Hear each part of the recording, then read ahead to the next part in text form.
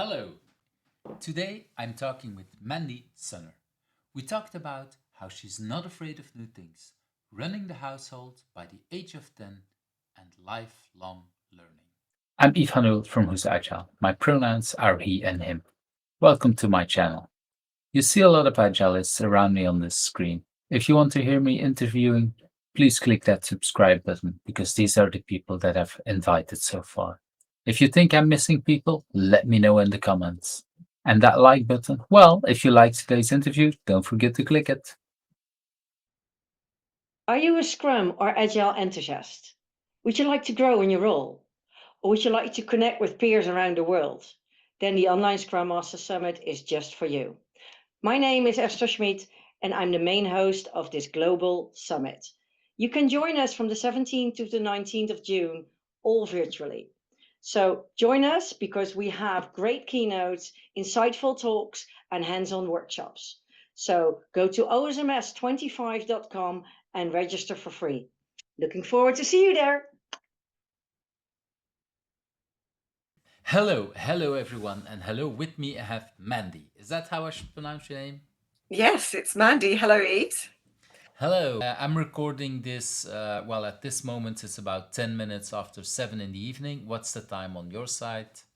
It's 10 minutes after 6 p.m. Because that's the time zones difference that we have Yeah, between most of yeah. Europe and the UK. So yeah, that's a little bit how we roll. Um, Before we jump into the questions, Mandy, could you give a short introduction? What do you want people to know about you? So I guess I just want people to know a little bit about where I've come from, how I've got to where I have, and maybe, just to kind of impress upon the fact that I am a lifelong learner and I'm not afraid to try new things.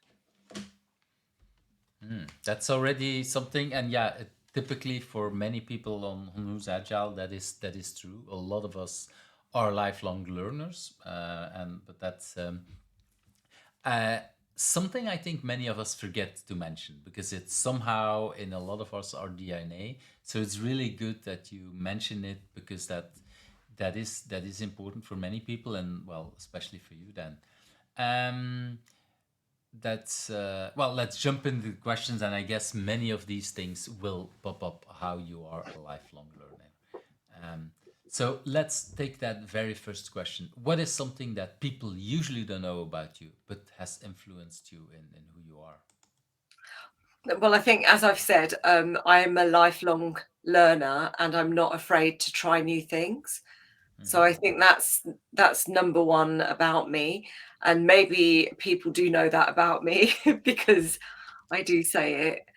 I think we'll find out later on a little bit more about why I feel so strongly about being a lifelong learner. Hmm. Yeah. And was there a moment when you first realized that, or is that also something we'll talk about more later?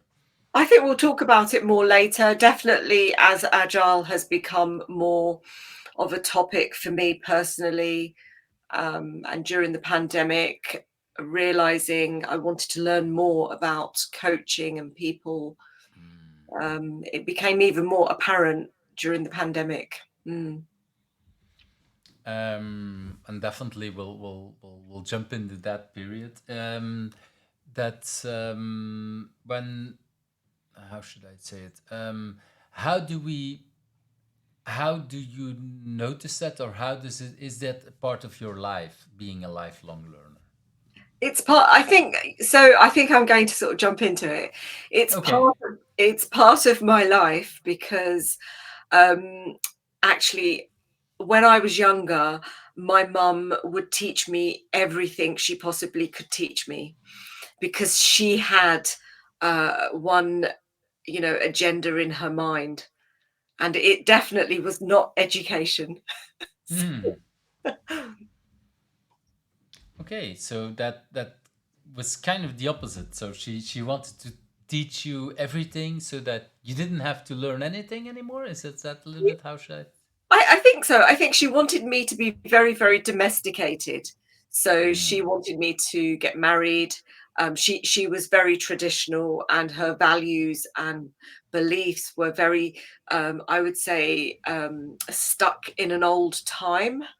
Hmm. And Because she was also a child of her time, of course. she was, yes, definitely. So she was married when she was 16, and she had three Wow. children. I know. She had three children by the age of 21, and all of us three were under the age of 5. Wow. But that's, I mean, I have children that are 17, 20, and 22. So, yeah, the oldest one is already older than your mother when she had so many children. And okay, the youngest one is already older than she was when she started to have children.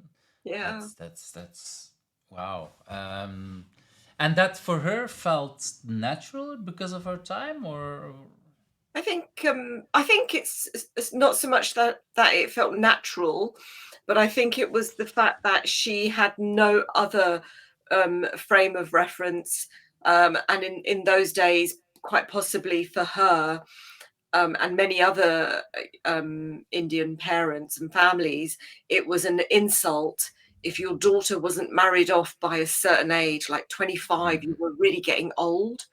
If you were not married by that age, 25. I remember, somebody close to the family, when he got married, his wife and I were talking. She said, "Oh, I was 28, Mandy, and I was considered very old." Like, so yeah. yeah, at the same time, I think even when I was younger, although I'm not even thinking about getting married, but indeed, I do remember 25, 28 when people didn't have a serious relationship. Even some of my friends, they felt like, oh, I'm never going to find anyone, or will I still find anyone, and things like that.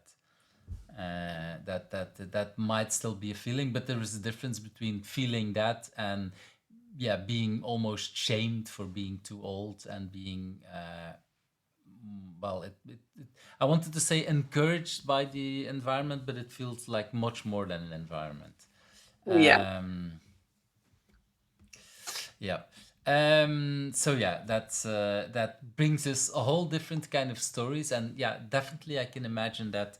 Also, being a daughter of a mother that was married so early and had children so early in that environment must have influenced you a lot at that moment. Oh, yeah, it really did. And my mum was also somebody who's very much, one would class her today as being an entrepreneur, because she had 3 jobs. My poor dad, Wow. yeah, my poor dad could not get a job. He struggled very, very much to get a job, and my mum had 3. So she used to do some sewing at home. She had this great big industrial sewing machine, so she'd just be sewing bags and bags of clothes, and then she would go and work in a factory, and she was on like you know these um, these kind of lines where they're working, and they're soldering these parts for televisions, and just the soldering. And then she used to go and take us to a tutor so that we could improve our maths and English, and we could do really well in our subjects. And so she'd go and clean houses while we would be studying with a tutor. So she did so much. It was just Wow. unbelievable. Yeah. All right. That yeah. Uh, just imagining. Well, first of all, not just a young mother, but then someone who's indeed very entrepreneurial and having multiple jobs. Um, does that also mean that you were more raised by your father, or was that still, or was this her third, or I don't know how many jobs for her? Yeah, I mean, we were raised almost like on our own. we we were I was entrusted with many things. So by the age of 10, I could run the household. by cooking, cleaning, looking after my brothers. I was the only girl, so I knew Mm. how to do things. So yeah, so a lot of the responsibility was on me when my mum wasn't there. So because you, how would I say it? So that's lifelong learning started already there, I would say, by you having to, yeah, um, take care of your siblings at that age. I would Yeah, guess. yeah. Wow, that also can have a lot of influence. Okay, let's move to that second question. If you had not been doing what you've been doing now, do you have any idea what would have become of you? So I think if I were to sit with this subject and think deeply about it, I think I would have gone into performing arts because I love dancing. I love moving my arms and I love moving my body. So I Mm. love that kind of movement. And I am a qualified fitness instructor, yoga. I do yoga as well. And again, I've learned a lot about the body and how movement is just so vital for us. And, you know, I've personally have discovered that whenever I've been going through any form of depression, as soon as I move, I feel so much better. Mm. So that yeah, but I think that's for many of us. Well, I'm usually walking on a walking desk, and if I'm working in an office and sitting most of the day, yeah, I notice it at the end of the day. Like I need to move more, and it's not so much dancing, but just moving, or not moving, sitting still is really has a huge impact on me and my body. So I can Mm, definitely see that. Well, and I think many people were somehow living in an environment where, yeah, we're much more sitting down, and that's only since, I don't know, 60, 70 years that we're really doing that much more than before as a mm, species. Before we were, most of the jobs were out and we're, yeah, not so much sitting down. And depending on how much you can move in an office, definitely that has an impact on our body. So that's and is that something? So the question was, what would have become of you? Is that when did you realize these kind of things? I've always been drawn to things like performing arts. I love going to live events. I love listening to all kinds of music from across the world. Um, it just Yeah, I just love it. I love the fact that we can be drawn into a performance and it can just take us away and we can just get so much pleasure, but also it's the, being able to feel we're in some other kind of a world. um, I find that fascinating. In fact, we were doing something just the last 3 days. We were working with Tobias Mayer and some other facilitators, and Francis Leilman. I don't know if you've ever Mm-hmm. interviewed him. He's just fascinating. And before we started, he said, "I'm going to do this little exercise with you because we're just in two dimensions here. We've got, the screen and we've got our space around us, but we've just got the screen." So he put this lovely music on and we just, he said, "Move, just do your movement, whatever you feel like doing." And it relaxes us. It makes us feel so much more grounded and just relaxed. Mm-hmm. Yeah, I can definitely see that.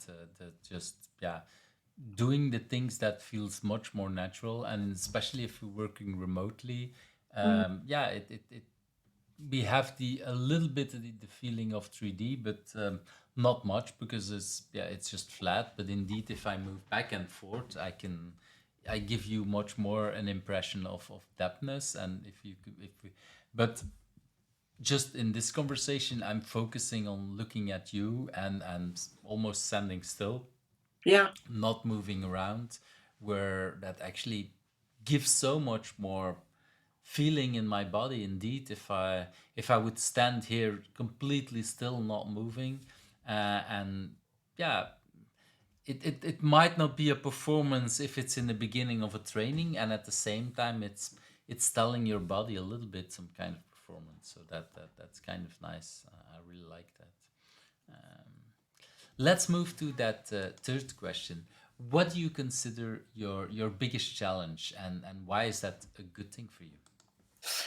So I think my biggest challenge is that I can get excited really quickly about new things. Mm. And I think that's a good thing, because I'm not afraid of change. But I have to remind myself to remain calm, because I can also get very competitive. Mm. And because I've got two brothers, and growing up with my brothers, I was often being quite competitive with them. So, but my natural state is to remain balanced, and I prefer that. I've noticed myself in the past, if we've been in groups, I want to speak first, Mm. and I've had to teach myself, relax. And it's so much nicer now, the experience of listening to people. I feel so much more connected with people, just staying a little bit more calmer and grounded. And but that's a challenge to do that. Is that so? So you said still in groups, that when you're in a group, you still want to be that first, or you want to be seen, or has. Not so much now, but I get excited with new things, So, like when you Mm. reached out to me and said, "Would you like to do it?" I was so excited. I was just like, "Oh wow, I'm going to meet Eves." Um, it's just like the excitement, and then I have to calm myself. And I think it's in groups, it's less so, because I want to hear other people in groups, and also in the past in groups, I've found, and it can happen still, there'll be people who have louder, bigger voices. So you have no choice but to then, you know, um, retreat into yourself a bit. Well, there are other options, but I guess this is a very more sane option. Let's put it like that, indeed. Yeah. And well, I think in for most people, the more people feel heard, the more they want to, or heard, as in people are listening to me, the more then people want to listen to you as well. So Mm. it usually works. The If you're the first to shout out, people might be less interested in listening because they still want to share something as well. uh, so yeah, I can definitely see that that it wouldn't help you in letting your message come across. They might still hear you first, but they might not have heard your message because they were so in their head, like, "Hey, but I wanted to talk first." And yeah, that's um, yeah, I think that's and when did you notice that kind of challenge? Like, when did was there a moment that you realized, hey, wait a minute, Mandy, why do you always first want to talk? How did Is that somebody who told you that? Is that something you noticed yourself? Where. I think I noticed myself quite a bit. I think during the pandemic, I noticed that it was quite a quiet time, and I remember thinking, I just don't speak to people. I'm not speaking to people. And I don't know if you know Chris Patton, that Chris Mm-hmm. Patton started Growing the Edge, and we were doing that together. And he was just wonderful in he's very instrumental in creating this like social platform for people to come and talk together. And that was lovely. And I listened because actually I wanted to hear what other people were saying. There were some amazing voices.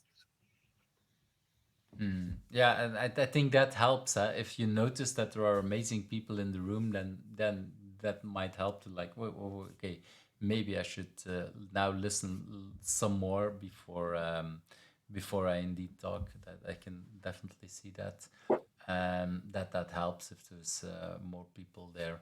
Um, and why is that challenge a good thing for you? I have an idea why, but let's see. What's so good for you about that challenge?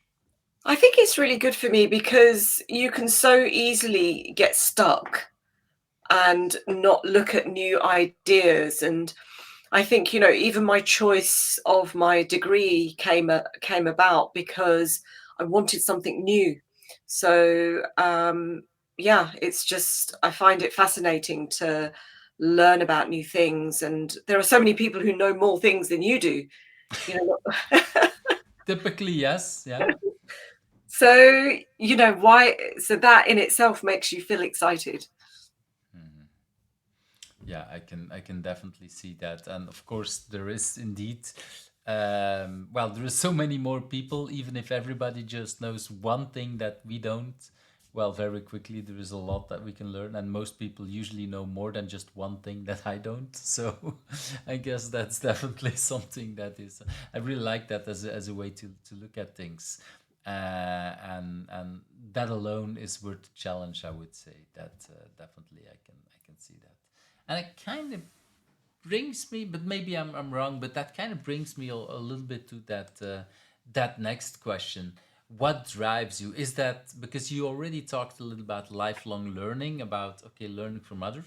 Is that something that drives you, or is there more? So there is a little bit more. So what Mm. drives me is that so when I was younger and my mum had, you know, impressed upon, you know, my role and my purpose was to get married. Mm. And she, you know, she was forceful, you know, so my education didn't happen. So she, you know, that was taken away from me. So I got married and I had two children. Wait, okay, Unfor- before we jump into it, you don't have to answer if you don't want to, but could you, because you already shared that your mother got married at age of 16. Are you yep. willing to share when you got married then? Yeah, I was 21. So already older than your mother, but still very young to get married in this day and age, I would say. Yeah, I mean, she would have liked me to have got married at 16 or 18, but I Hmm. think I was, you know, fighting and arguing. And so I held it off until 21, and then it was, you know, that was it. It was like, you know, I couldn't hold it off any longer. But it didn't work out for me. So, you know, it was something which it just didn't work out. I was just not prepared to live in, you know, a, a difficult relationship. So Did you were you able to choose your partner yourself or not? Because I don't know how that is in your culture. so we have a choice. You can see the person and you have a choice, but it's a very small window, so you don't really get to know them. But now it's Mm. different. Times have changed. I mean, you know, my eldest child is 35. I'm giving away my age. Mm. So times have changed, and back then it was different. Um, So you had a window to say yes or no, but like okay, very small time to get to know the person. So and already been well, forced is maybe the wrong word, but really encouraged for 5 years. Let's get married. Let's get married. I can imagine that. Yeah, if it doesn't work out, that for you it really felt like, nah, maybe that was not the person that I was supposed to marry, or yeah. yeah, yeah, it was like that. And so anyway, so the biggest, you know, sort of for me was the education. You know, so I found myself two small children, and I had nowhere to live. I was homeless. It was a situation which was, you just, you know, it was hopeless, a hopeless situation. But I found myself in the right situations of learning. So I would go to this local, um, like a YMCA exercise place. So the charity YMCA would run this place for women.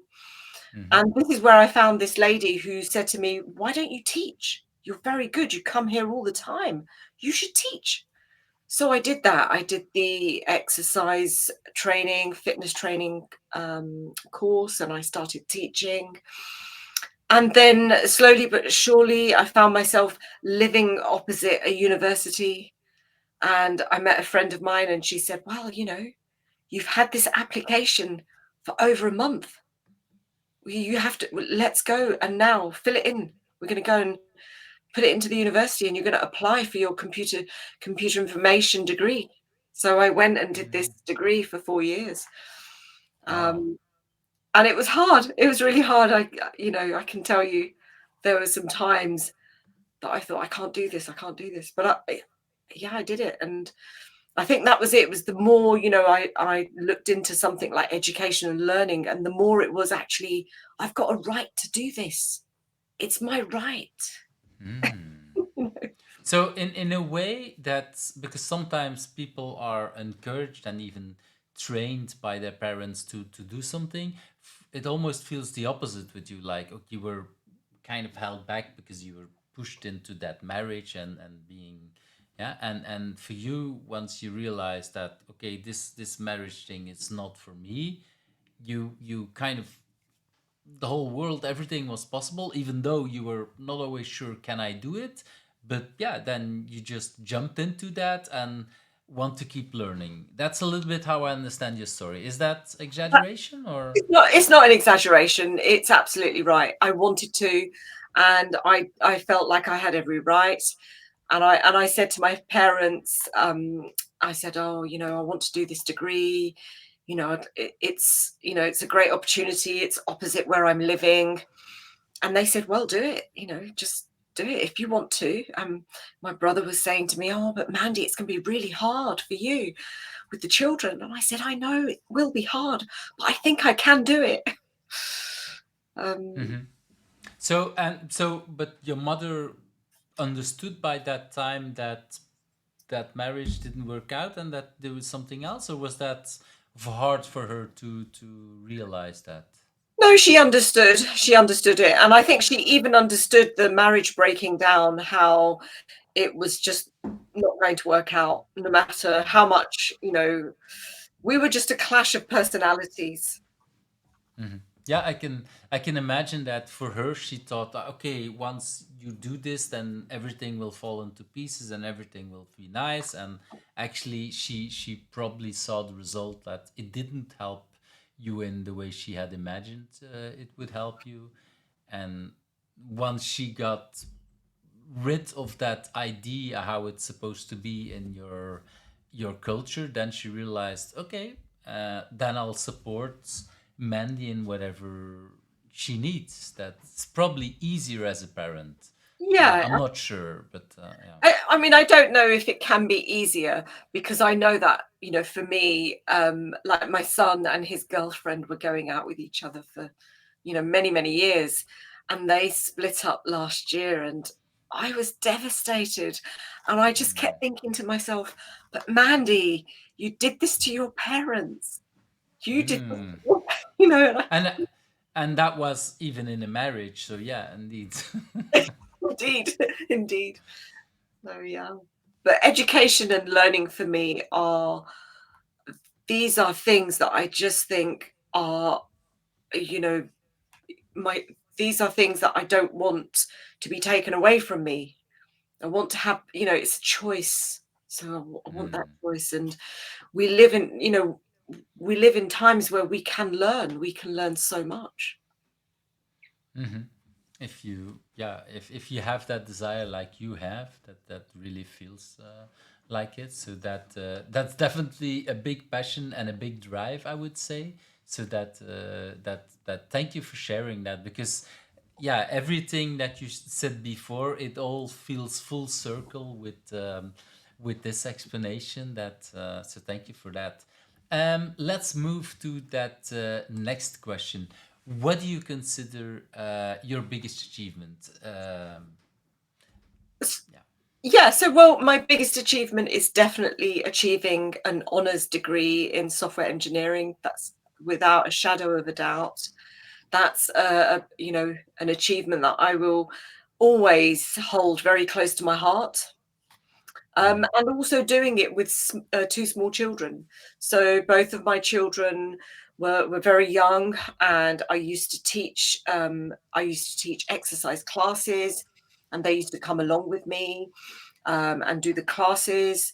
And I used to go to. And that was allowed by the school system that you were in? Yeah. These were independent classes, and they would come along. And also, the university was opposite where I lived, so they'd come along to the labs with me and sit there. So they kind of like grew up, in the 4 years I was studying at university, doing what I was doing. They grew up with seeing how what I did, and I think it Mm. had an impression on them because both of them also wanted to go down the pathway of education and study really hard.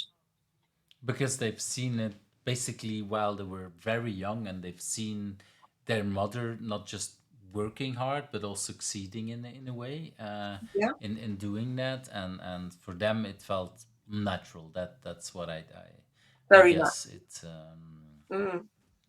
That's yeah, I can definitely see that as a, well, for many children we don't always see where our parents are living and studying. Well, most of the are us, we have studied by the time our children are born, and so this is a very unique experience that was both for you and your children, I guess. Mm.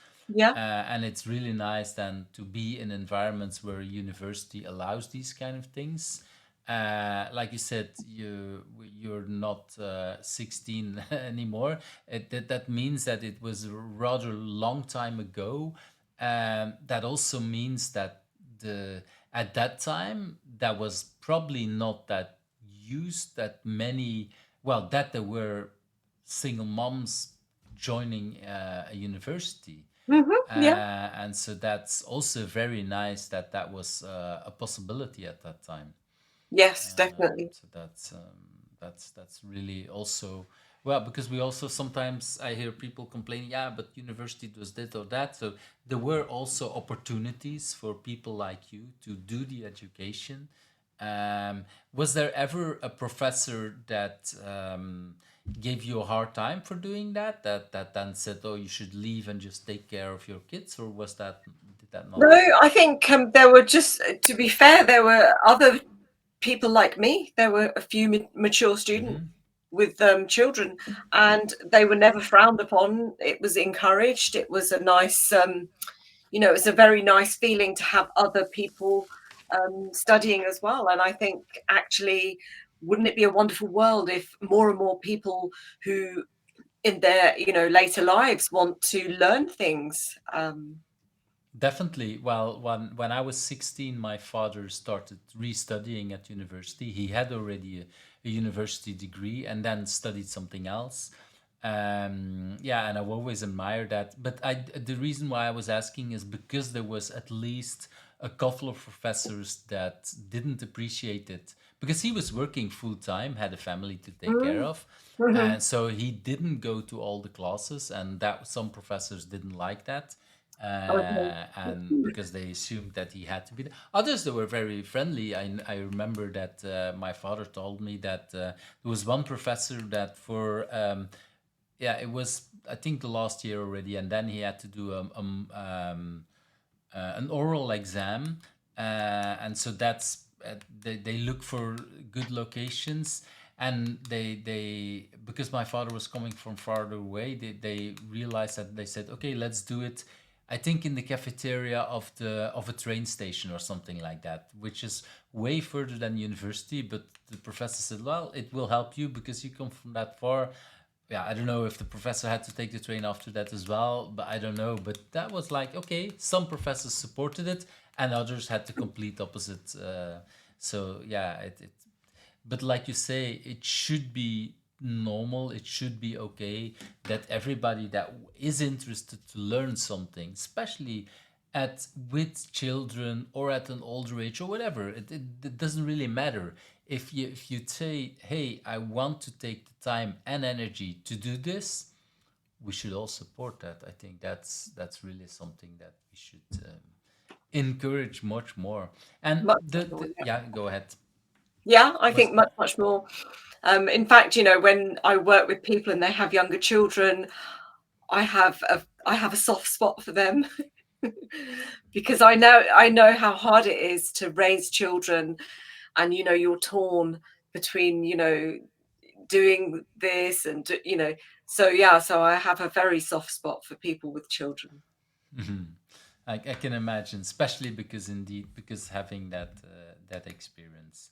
Yeah. Um, the question, what I forgot to ask, but normally when I ask this question about biggest achievement, I add the sub question that this is basically your moment to brag and to be really proud. Is it easy for you, Mandy, to brag and to be really proud about the things you do in life? I don't know about brag. Hmm. That I don't know. um I'm I'm proud. I'm proud of finishing something, starting it, finishing it, and yeah, definitely. But brag seems like it seems like the wrong word. Hmm. What would be the better word for you? Maybe maybe sharing as an example. So like Hmm. sharing for a good example. Like if I write a book, I'm sharing it with people because I'm proud that I've written a book, and or something like that. Bragging means for me, because I've grown up with the word bragging meaning like a not a great thing. Stop bragging in front. Hmm. It's not becoming. So that's indeed a little bit why I'm asking always that question, because it's somehow a lot of us, we feel kind of like, well, bragging, that seems to be, yeah, we shouldn't do that, we should be stay humble, and at the same time I think it's interesting to learn where that. So for you, that was also something when you were grown up that was kind of taught you, like, okay, don't brag. That's Yeah, and it's really, sometimes because it's inherent in us, like when we win, we go, yeah, we won, or, we're so we do this kind of thing because we're so happy. And it's a very natural thing to do and to be, but you're not doing it because you're doing it and then you're making somebody else who's not won, who's lost maybe, to feel bad. That's not why you're doing it. hmm. Sometimes it can feel like, oh, don't, you're a very, you're a bad loser and a bad winner. you know? So to kind of have like good values. But the other thing is, when you're in that kind of a mindset of learning, I think learning creates a lot of humility, because we go into learning with, I know nothing. And that learning attitude creates this kind of a mindset and a wiring in your head where you want to open and just learn and absorb and listen and take notes. Yeah, exactly, and that's but that's why I'm asking, because indeed somehow for people, the fact that there is yeah, that bragging part, that somehow it's interesting. We Yeah, there is something that feels like we can be happy to win, and yeah, we should be happy. I mean, yes, someone else lost, but okay, they might win another time. But at doing something that has no relationship, like publishing a book, like studying, you can be really proud about achieving a result. That doesn't mean that there is some negative on the other part, and somehow we, in a lot of cultures, it's like, no, no, no, you just, okay, you have this, but let's not do too much about it. Same for a book or writing or publishing or being on a podcast or having a podcast or whatever. It's like somehow we should, yeah, it feels much more like we shouldn't talk too much about it. The only thing that we're allowed to be really bragging about and be proud is about our children. That seems to be the only thing that most cultures agree on. Not sure about all cultures, but that seems to be the first, and that's also the default answer for most people. Like when I ask, it's like, yeah, my biggest achievement is my children, and in a way that is true for most of us. And at the same time, I'm also interested in what are the things next to that. Again, it's not that the children are not important, but yeah, what else is there? I always also find it interesting to somehow our culture moves us in yeah in some of these directions. So that's really is interesting. Yeah. Um, let's move to that next question. Do you have a personal agility tip to share? My personal agility would be to try to do it. Don't be afraid. I think, that's what agility is. It is about be, not putting those barriers up in front. Um, Trying something will give you answers rapidly, and you can have that feeling of doing something and not succeeding, but then at the same time you can learn from it and then do something differently to succeed. So my agility, that would be my number one tip. And is that then, maybe I'm seeing too much, but is that then again related to say also your studies and things like, okay, because you had the remark of your brother, it might be hard and you still did it. Was that something you learned at that moment, or is that something you're still learning? How should I see that? I think I'm still learning, and I think I would always be conscious about somebody else teaching me something better and teaching it in a different way. So if I said, oh no, I know all of this is fine, I just feel that it's just not me. It's just like, oh my goodness me, it just feels so wrong. um I mean, And I've shared this with somebody else before, but I'll share it with you.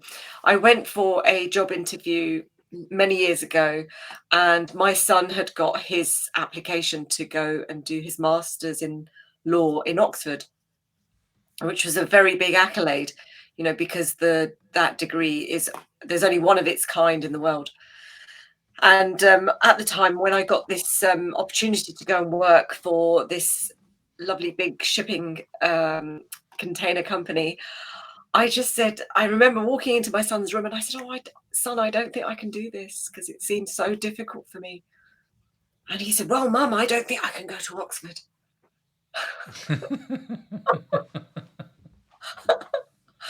Oh my gosh. So I and said, oh, yeah. So that was like, oh my gosh, wow. and he did went to Oxford, and you did apply to the job, or how should I Yeah, see it? yeah. I went and accepted the job because I got the job offer, and my son went to Oxford. Yeah, so we did our challenges together. But it's interesting because typically that's the role of the parent that then should tell your child, yeah, yeah, try it out, and this is now the opposite, an almost adult, not a full adult, but still a young adult child telling the mother, yeah, yeah, but I'm not able to do it, so why don't we just both do it? Something like that. Something like that. Yeah, yeah, yeah. It's just, And was it because now you make it sound so funny and so was that really that way it went, or was that a difficult conversation? How was that? Bring me um, back to that evening um, or day, it was. whatever it was. I think it was so difficult for me because at the time I had a younger child. She was 9. Mm, So I would have had to do some traveling, and I would have had to have my mum staying with me, and quite a lot of moving parts. Um, but I think me sort of opening up to my son and saying, "Oh, I don't really think I can do this," and then him saying what he said, like, "Oh, well, I'm not going to go to Oxford," and I think it just kind of it made me realize in that moment that he's doing something difficult. He was, it was his way of telling me, I'm doing something difficult. Everything is difficult, and then it was just kind of like, you almost need something like that. You need to have, if you've got challenges, like to share that you've got challenges with people around you, because it really helps. Because if you if you think, oh, it's difficult for you but easy for other people, that in itself is a challenge. But if people open up and say, actually, I feel like this is a challenge for me, and then you say, well, yeah, actually, this is a challenge for me. And you say, well, yeah, let's do it. Let's still support each other and do it. And let's see if we can get through this. I think that's a really good way to be. Yeah, and definitely, well, doing something together, well, even if it's both something different, but you're both doing a challenge, you can both talk about it and at the same time support each other. And so that is a nice way, also a way to tell your child in a way like, hey, I now see you kind of as an equal because uh, you're kind of supporting me. We always have to be. We always stay parents, so it's not like all of a sudden that you're no longer the parent, but still, it kind of levels the field, and you say, you know what, we're kind of both doing something, and you're supporting me. So that's also, for me, a next level of parenting, I would say, Mm. as in a way. So yeah, again, yeah, it's a nice way as a way as a parent also to say, you know what, okay, you inspire me, because basically that's kind of what it is. You inspire me doing something difficult, and okay, I'll take on the challenge to do something difficult at the same time. So that is indeed a very nice thing. And just like you said at the beginning, with when I asked my question, it's something that for a lot of people, this is lifelong learning. This is something that is not, yeah, it's easy to say, but it's not that easy to do. So it's Mm. still something that we need to learn. Let's move to that next question. What have you learned about remote working? And we already mentioned the word COVID a couple of times. Was that the first moment that you started doing remote work, or did you do remote work a lot longer before that? No, I didn't really do remote work before the pandemic. I used to do focused work. So if we had to get through writing technical specifications or documents, and to do some real deep knowledge work, I did a lot of business analysis. So doing those sorts of papers back in the day, you needed some, space and time and some quiet space, so you'd work from home. But it wasn't really the norm. It was never, remote Hmm. working was just frowned upon. How dare somebody's not in the office? But it was during the pandemic that it became very, very, like everybody was working remotely. And it just goes to show, like, we all did it. We all became flexible, with our families, with people, with groups, and globally, we were connected with others across the world, and we worked from our homes, and I quite Definitely. like it. Mm. And so what have you learned about that then? I've learned, from a personal point of view, I've learned the flexibility of working from home, and how it is so important, if you're working from home, that you build in to your day times when you walk away from your desk, because you're no longer in the office having chats with people. So you've got to walk away from your desk, you've got to think through things, and you've got to look after yourself. Nobody is going to look after you when you're working from home. You have to look after yourself. If you feel a bit unwell, or if the sun is shining and you need to go for a walk, go for a walk. you know Hmm. I used to say to Yeah, my teams all the time, I used to say, can I remind everybody to go for a walk today? The sun is out. They used to think I was crazy. but I think indeed, when you're in the office, I've done it multiple times at workshops, or if I've been in meetings all day with everybody, like every, I don't know, 30 minutes, if I'm good, if I don't remember it, it might be every 90 minutes, saying like, okay, let's just stand up, stretch a little bit, move a little bit, look away from that computer screen that is 20 centimeters from you, look some further to train your eyes and whatever. At home, yeah, I have to indeed think about it myself. I've now created a screen, a slide that says, "Okay, I'm grabbing some water. I still hear you because I have wireless headphones, so I can indeed, when somebody's explaining something, I can, instead of putting myself on the screen, I can put a screen that says, 'Hey, you know what? I'm still listening.'" But that allows me much more flexibility to say, you know what, I'll walk around a little bit, get me some fresh water, stretch. Well, I'm working on a walking desk, so I don't need to stretch more all the time. But sometimes the walking desk distracts people, so they ask me to turn it off, and then it's even good to if I can move a little bit. But mostly the water or other kind of things. At home, nobody will take care of you. If you want to talk to someone else, you will at work automatically do that. At home, you will just launch another Zoom call or whatever, and you're at the same place. So we really need to take care of that much more ourselves. Definitely.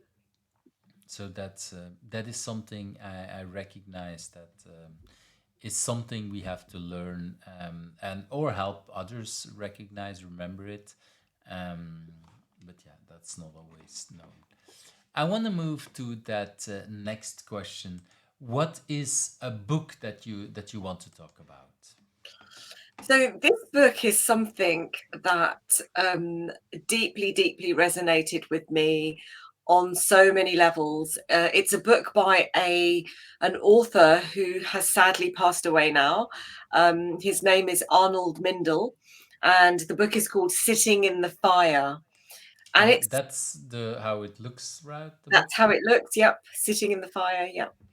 And it's one of the most conscious books that I can speak about. I started to read it, and it was just so powerful. It was just so it was so emotive. I had to put the book down several times, and then in the end, eventually, I started to listen to it on audio, and I'd go out for walks and listen to the audio book, and I would cry. It would deeply, deeply make me sad with the things that were spoken about in the book. Um, the book, it speaks about this, it says sitting in the fire. I mean, if we imagine sitting in the fire, we know we're burning. It's going to be so, so horrendous. And there's nothing worse than sitting in the fire when you're living. But it speaks about the social, psychological, spiritual dimensions of humanity, um, and some things that can ruin people. These seismic problems that are in the world of conflict. So So it that's the fire the book talks about. the book talks about this, how we are conflict is like we're sitting in the fire. It feels like that. So he in the book he really does talk about this idea of moving from the fire and actually sitting next to the fire, and you're creating this space to be with people in community. So if you sit by the fire, you can have these collaborations and connections and deep relationships with other people, and how we can try to become free of conflict to try and transform communities around us. It's such a deep and meaningful book. I mean, he's renowned for deep democracy, wanting to make the people be better in communities, wanting to reduce that conflict, reduce this kind of like difference of this person is higher than this person, or this group of people is higher and better than this group. The marginalizing of others, and whether it's race or whether it's religion or whether it's a gender. Um, so he talks a lot about all of these kinds of conflicts and reminds us really about the rank and privilege and entitlement. And even to a certain degree, I've read about if somebody feels like a victim, they sometimes hold on to that victimhood and they feel entitled to be the victim. It's like, and it's a different way of framing it. Like, oh wow, so the victim has this entitlement of being the victim and then making other people feel bad. And you kind of process these things the way he puts it, and it really puts a different different light on it all, which, yeah, I really find that fascinating. Yeah, I can definitely see that, and the idea of being in a fire. I mean, yeah, a fire is devastating. Can really destroy things. Um, yeah, so that um, it also reminds me a little bit of the difference between um, being in a fire if you have a house burning down, or doing some firewalks, people walking over fire, where actually that brings you energy. And if you, because I've done that a couple of times when I was younger, then at first I couldn't understand it, but when I actually did it, I realized that when you're doing that, you have to keep moving. You have to do okay. You have to just, you can't just stand still in the middle. Even if you can walk over that fire, you can't just stand still and then enjoy that fire. No, even standing outside that fire, it's almost impossible, because it's really is a lot of heat. So there's only that small little moment of a couple of seconds, then you cross the fire, that you can do that. And even then you have to stand rather from a larger distance to it. And I think the metaphor of a fire is so powerful for everything what goes around, and that can destroy so much things. Yeah. So I'm really intrigued about the title of the book when you send it to me. I'm even more intrigued now. Yeah, it's always hard, because every week I get at least one more book to read. So I have no idea when there will be time for me for reading this book. But it really intrigues me. So thank you for sharing that, and bringing that book, because I hope it indeed inspires others as well. I want to move to, yeah, for me, one of the most interesting questions every time again. What question do you think I should also ask you, and what's the answer? Because I'm really looking forward to hear your question. Okay, so I was thinking about this quite a bit, and I was thinking to myself, what can I say to Eves about this question? So I thought, actually, you can ask me a question about AI, but I don't really know very much about AI. So it's going to be very difficult. But facilitation is something that's very close to my heart. So I Mm-hmm. think, facilitation is something you can ask me about. Um, but I think you know a lot about facilitation as well. But I But don't know about the audience. So what is there to learn about what do you know about facilitation that you can share with the world? so I've learned over the last 3 days in the Feast of Facilitators session with Tobias Mayer and many teachers that were there in the last 3 days. Um, we learned from this amazing human being, a beautiful soul called Steve Chapman, and he was talking about facilitation, how our instrument as facilitators is our body. Hmm. So we are facilitating with our instrument, and we have to notice more. And there is this kind of like a scaffolding, around us. There are these structures, but we have to try to move away from being stuck, and for other people to be stuck, and to move towards this kind of like freedom.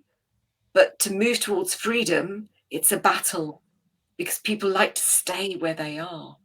It's so Hmm. difficult. Oh yeah. So I think, from a facilitator's point of view, you have to try and have a kind of a level of freedom in your own body. Right. And how does that show up to the world, I would say? So this is my kind of interpretation of how it could show Of up. course, yeah. I think it could show up when we have got some signals and we're unable to, take those signals on board. All right. And that's, yeah, it's It's interesting indeed to see our bodies as an instrument, but indeed a voice is an instrument. Dancers, they have their body, they use it as an instrument in a way as well.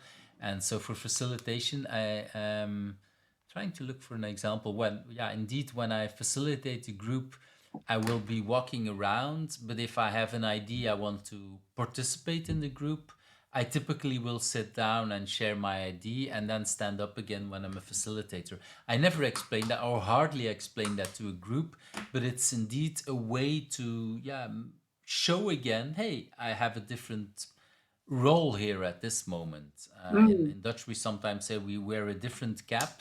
Yeah. Depending on what cap I'm wearing, I might be facilitator or participant. But by using my body, I never thought about my body being an instrument in that way. But yeah, indeed, it's something I've been using. It's really wonderful to think it that way. That was just my example. Could you give me a few other, or at least one other example on how you use this? So I think using the facilitator, the body as as your instrument is a fine way of noticing when your body doesn't work, because sometimes the instrument may not work. The instrument may be playing this melody that's completely off.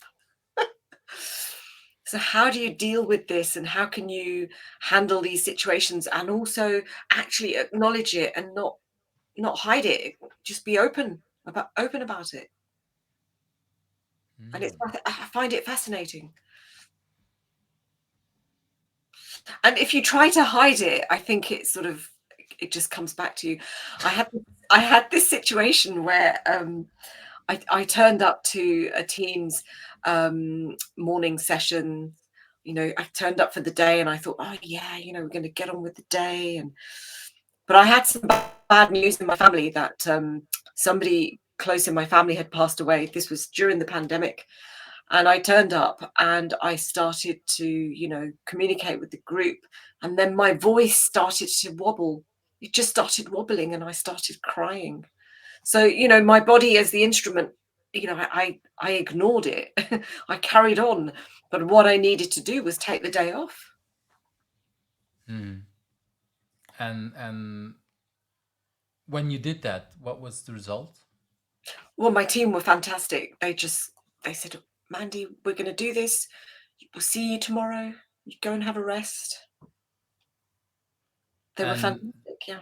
so so the end result was okay. How easy was it for you to take the day off or to make that decision in your mind? It was difficult. So difficult. So that's I was afraid of. So let's say, because I see, I think for me that would be the same thing, and that's why I'm asking, because it's such a nice example that the moment that you're ready to accept it for yourself, like, hey, I need to take that day off, your team is probably already way ahead of you, aware, and like, no, no, no, we'll deal with it. Maybe they might even happy, like, okay, finally she understands it. Yeah, she has to take a day off, and we'll manage. But actually, we are already maybe manage seeing that we will need to manage, and actually, if you would be there, then we had to manage you on top of it. So maybe that's, I don't know how Good bad way it of was looking at at that. it. So yeah, but I think that's a good lesson for many people, that sometimes we push ourselves and we stretch ourselves too much to to keep doing it. Yeah, but I have to do it or whatever, and for all kind of reasons that are. But yeah, at some point your body is no longer that instrument, and in a way is telling you like, hey, no, no, no, and so your team said it's fine, they take care of it, everything is fine. um, did that help you for next time taking a day off earlier, or is that still as It, hard as well? it definitely helped me. Yeah. I can see that. I can see that for many people, that once we've been there, once we see like, okay, maybe I'll wait, I don't wait that long, and I will indeed do something a little bit like that. So thank you for sharing that. I want to move to that next question, or that last question already. Who do you think I should ask next? So I think you should invite Kerry Newton Sarguna. I think that's And how that's her. this is her, yes. She's such a delightful lady and she has so much to share. So I would love to, me personally, I would love to listen to what she has to say. Yeah, I think indeed I agree with you that she's a wonderful person. She's been on my list for probably a long time as someone like, okay, definitely. So I was really happy to see you invite her. Actually, I was so happy that normally when someone is invited, I wait to invite them until it's published. In this case, I didn't want to wait, so I immediately started sending out. Well, not immediately, but I sent out already that invitation before we have our conversation now. And yeah, just like with many wonderful people, it's a little bit hard to find the exact moment, but I'm pretty sure that we'll figure it out, and we'll have that conversation. Yeah, in short. Um, but when you say wonderful, because yeah, I should have started with asking that, because what do you find so wonderful about her? So when I met Kerry in one of our workshops. I think again it was in a Tobias session in Mm-hmm. London. It was a storytelling session, and she turned up and she turned up a little bit late, and then she stood and she was speaking to the group, and she just shared so much, and it was just and the way she shared her story of how she arrived that morning from her home. It was just it was She like was there. That moment, she was immediate. She might have been late, but she was there right at that moment. right at that That's. moment, and she shared her story, and it was just I Mm. was just absorbed in the story. I could picture every detail that she was sharing with us, and that's quite a technique and an art, I would say. She's a lovely speaker. She's also learning as well. She's a lady who learns. Um, so yeah, so I think she would be wonderful to listen to. Mhm. I think so too. I hope so too. So yeah, I'm really looking forward to having that conversation with her. Yeah, Mandy, it's been a wonderful time that we had this evening. I was so looking forward to it. I'm so happy that we had that conversation. Um, if people want to reach out to you, what would be a good way to connect with you? I think they can connect with me through LinkedIn. And that should be the link, if I'm correct. Yeah, that's the link. Yeah. Yeah, it's like I said, it's really wonderful. We have been in touch back and forth, mostly electronically, never met before, never even spoken before. That was, yeah, that was. Then it's always a little bit. Yeah, it's not because I think it will be wonderful that it will be, and at the same time, I had no doubt. So I'm really happy that it indeed was as good as I was hoping for. So thank you for spending your Sunday evening with me, even rescheduling it because I had a personal thing to help my son out, or his scouting group. So I'm happy that we could have changed that and that you were so flexible to do this, even on a Sunday afternoon and evening. So thank you very much for that. You're very welcome. And Yves, it's been an absolute honor for me to have this time with you. I have so much respect for you. So Wow, very, thank it you was very just lovely. much. Thank you. Thank you very much. Well, for me the respect is mutual. It's really, yeah, we've been some of the conversations we've had remotely then, or mostly via LinkedIn on chats and whatever. Um, that was also an inspiration part for me. Good ideas. I sometimes dare to throw out a crazy idea, and then I get reactions from people like you, like, wow, reminds me I still need to tell you and a couple of other people about what I'm scheduling for Monday. So I still need to throw that out this evening, which I will do. Well, I don't know, in half an hour or so. But really, it's always wonderful having that conversation with you. So thank you very much for that. Thank you so much, Yves. Thank you for watching Who's Agile, where the stories of agilists come to life. I hope you liked today's interview. Subscribe if you're not subscribed and want to get to know other agilists.